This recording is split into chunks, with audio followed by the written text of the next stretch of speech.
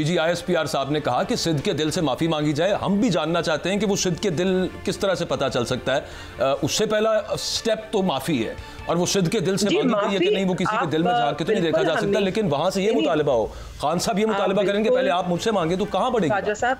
वो सिर्फ इसलिए उन्होंने कहा, देखिए बंदा माफ़ी अपनी गलती की हमेशा सच्चे दिल से मांगता है, मगर पहले गलती तो साबित हो, हमें बताया जाए कि हमारी गलती क्या है। क्या हमारी गलती ये है कि हमने जमहूरियत के लिए आवाज़ उठाई? क्या हमारी गलती ये है कि हम पाकिस्तान के हर शहरी के तहफ़्फ़ुज़ के लिए खड़े हुए, उनके हकूक़ के लिए खड़े हुए? क्योंकि ये तो गलतियाँ नहीं हैं। अगर वो कहते हैं कि 9 मई के लिए गलती मांगी जाए तो हम मांगेंगे माफ़ी, मगर पहले हमारा जुर्म तो साबित किया जाए। जो जुर्म हमने किया नहीं उसकी हम कैसे तस्लीम कर लें कि ये हमारे कंधों पर है और हम उसकी माफ़ी भी मांग लें? जो चीज़ हमने की नहीं, जो गलती हमसे हुई नहीं, उस गलती का एतराफ़ हम कैसे कर लें?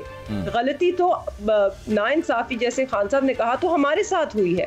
हम पे झूठे पर्चे किए गए हैं, साल से ज़्यादा हो गए हमारे लोग या रूपोश हैं, घर से दरबदर हैं या बाकी जेलों में हैं और बहुत सख्तियों का सामना कर रहे हैं। आपको मालूम है कि जेल में कोई उन्हें अच्छे हालात में नहीं रखा गया। आपने देखा था कुछ हफ्ते पहले जब मेरे वालिद को कोट लखपत लाया जा रहा था, हर हफ्ते उनकी तबीयत नासाज थी, उनको स्टमक इन्फेक्शन था, फूड पॉइजनिंग थी, 103 बुखार था। आज हमने देखा कि कल जो भी लोग मिलकर आए खान साहब से, खान साहब की तबीयत वो उसी तरह नासाज है, उनको तेज़ बुखार है, उनको फूड पॉइजनिंग है। तो किस किस्म की कंडीशन में रखा जा रहा है अडियाला जेल में? क्या ये एक साबिक वजीर आजम को जो सहूलियात जेल मैनुअल के तहत मिलनी चाहिए, क्या उन्हें वो सहूलियात मिल रही है? जिसकी वजह से खान साहब ने तो कहा ना कि मेरे कमरे में मेरे पास कोई रेफ्रिजरेटर नहीं है। आप मुझे बताइए फूड पॉइजनिंग या स्टमक इन्फेक्शन कब होता है? इसीलिए होता है साफ पानी ना दिया जाए या खाना नाकिस हो। जी हाँ, बिल्कुल। मेहरबानो साहबा, आपने जो बात की कि तलखियाँ बहुत बढ़ गई हैं और बर्फ़ पिघलने के लिए महमूद अचकज़ई वाली जो बात आप कर रही है, मुझे जो ये बात समझ में आ रही है, यही इसी सिलसिले की एक और कड़ी जो है वो मुस्लिम लीग नून के कुछ रहनुमा आप पर इल्ज़ाम लगा रहे हैं कि आपने लंदन में इसराइल नवाज़ बरतानवी जो लॉर्ड्स हैं उनसे मुलाकातें की हैं, ये भी आप पे इल्ज़ाम है। तो मैं पूछना ये चाह रहा हूँ कि अगर ये मुलाकातें की हैं या आपको पॉलिसी अडॉप्ट की है यहाँ, तो फिर ये अंदरूनी मामलात में मुदाखलत नहीं पाकिस्तान के? ये क्या है? इस पर भी कुरान कौन से इजरायली लॉर्ड? वो आयरिश हैं, लॉर्ड डैनियल जो है वो एक आयरिशमैन है, ना उनका मजहब है इजराइल से ताल्लुक़ रखता है। ही इज़ नॉट अ जू। और आपको मालूम है कि बाहर मुल्कों में किसी को यहूदी कहना वो उसको गाली नहीं समझते हैं। तो वो तो बड़े परेशान हुए, बड़ी तशवीश हुई उनको सुन के कि ऐसा घिनौना इल्ज़ाम लगाया गया है किसी पर।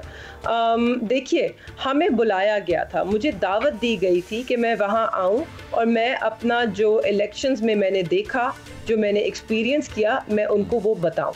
और मेरा हक बनता है कि मेरे साथ जो नाइंसाफ़ी हुई है मैं उसकी कहानी बयान करूं। मैंने कोई ऐसी बात नहीं की जो पाकिस्तान में बच्चा नहीं जानता, कोई ऐसी बात नहीं की जो रिकॉर्ड पे नहीं है, जिससे कोई वाकिफ़ ना हो।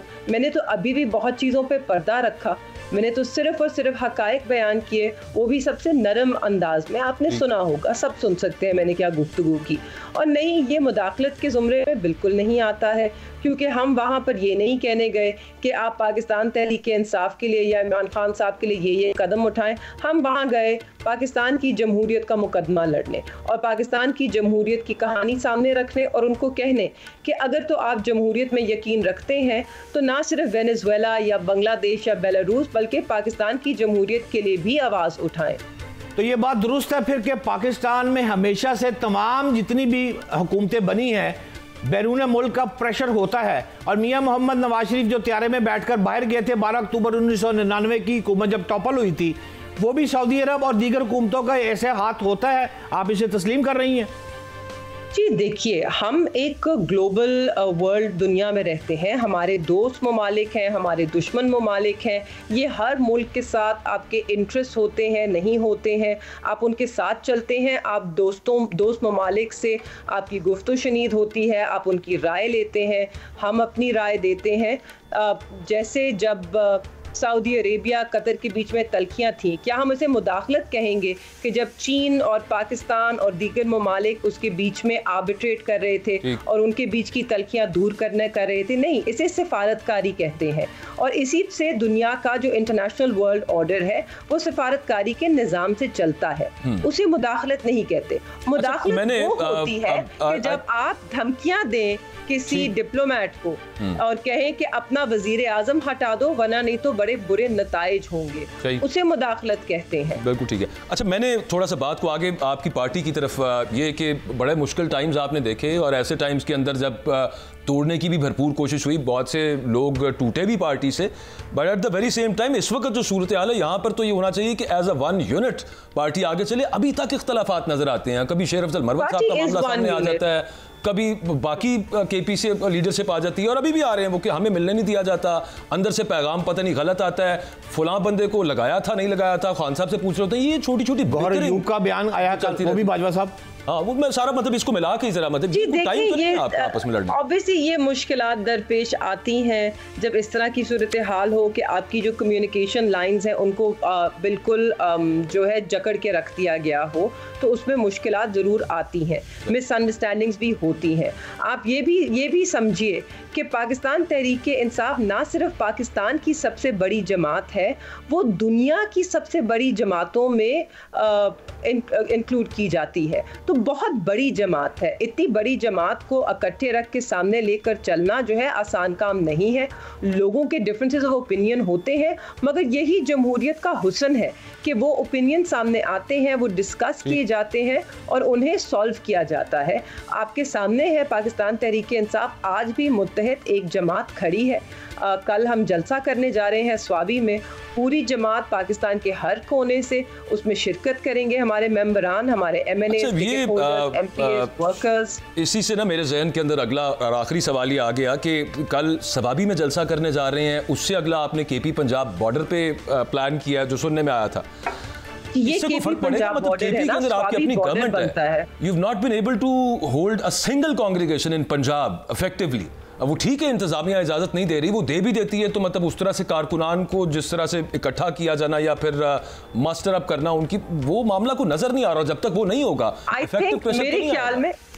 मेरे ख्याल में अगर तो आप कहते हैं कि जी पंजाब में, बिल्कुल पंजाब में हम नहीं कर पाए अब तक, बट वो चार्जशीट ज़्यादा हुकूमत के खिलाफ है कि क्या आपको सवाल पूछना चाहिए, क्या अगर हमारे मुल्क में जमहूरियत है और एक जमहूरी हुकूमत बैठी है, क्या उसे लोगों के जो हक है प्रोटेस्ट का या जलसा करने का या असेंबल करने का जो आईने पाकिस्तान हमें देता है, क्या उसे उसको पामाल करना चाहिए? क्या उनको दिल बड़ा करके बुर्दबारी करके हमें इजाजत देनी चाहिए है? This is more of a charge sheet against the government and against the Pakistan Tehreek Insaf. वो तो इंतजामिया जिस तरह से रोकती रही है, शो करके दिखाएगी। जिस तरह अदालतों ने भी पूछा है उनसे, वो तो बिल्कुल सबके सामने है। At the very same time मैं सिर्फ इतनी अर्ज कर रहा हूं कि जब छोटा मोटा भी कोई मामला हुआ पंजाब के अंदर तो कोई इंप्रेसिव नंबर्स ऑफ लेट नहीं इकट्ठे हुए पाकिस्तान तहरीक, हमारे गिरफ्तारियां और मुकदमे घर जी आज भी कल रात से घरों पे छापे हैं पूरे पंजाब में। हमारे लोग अपने घरों पे रात नहीं सो रहे,